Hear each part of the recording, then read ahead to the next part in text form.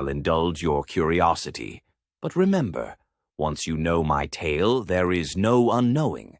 The shadows will cling to you, and you may find the night a little darker, the silence a little more oppressive.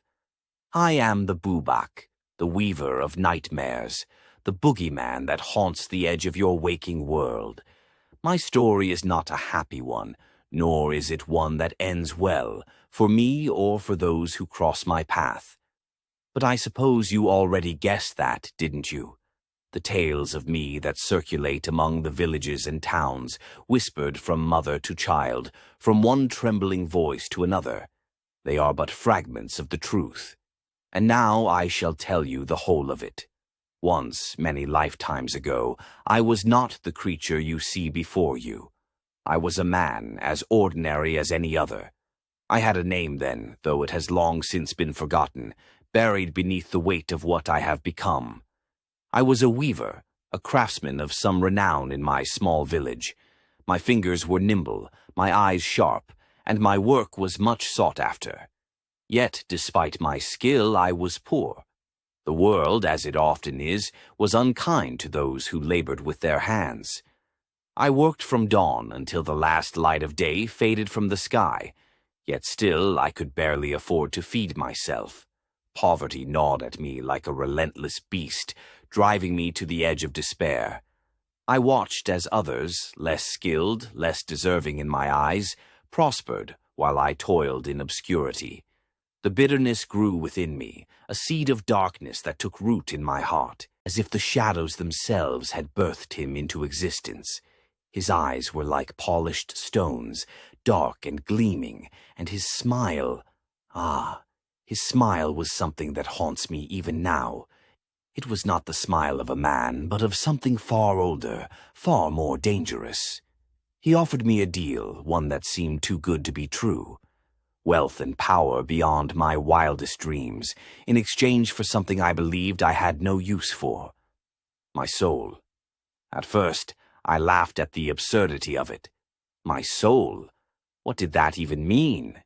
But as the night wore on and the darkness pressed in around me, his words began to take root. What was a soul compared to the life I could have?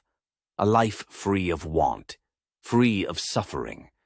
I was desperate, and desperation makes fools of us all. And so I agreed. I shook his hand, and in that moment, the world around me began to change. At first it was subtle. The air grew colder, the shadows longer. My home, once so familiar, began to feel alien, as though it no longer belonged to me.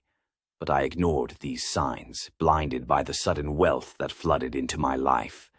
Gold coins appeared where there had been none, fine clothes adorned my back, and my work was praised far and wide. People who had once overlooked me now sought my company, eager to bask in the glow of my newfound fortune. Yet it was all a lie. The wealth was hollow, the praise empty. No matter how much I had, it was never enough.